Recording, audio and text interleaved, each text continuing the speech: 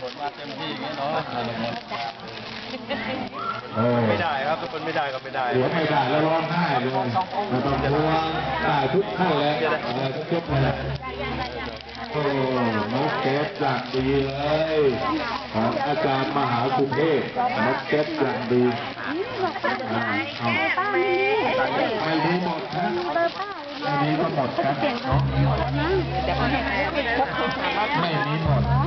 แล้วเราจะขอกราบขอบพระคุณนะทุกท่านจะเป็นโรงเรียนคณะครูบาอาจารย์แล้วก็คณะพ่อค้าประชาชนพระเดชพระคุณท่านพ่อประดมในนามฝ่ายประชาสัมพันธ์ขอกราบขอบพระคุณเป็นอย่างยิ่งที่ท่านทั้งหลายได้มาร่วมกันทอดกฐินในวาระสุดท้ายในวันนี้ครับขอบุญใดกุศลใดที่ท่านได้กระทำขอบุญนั้น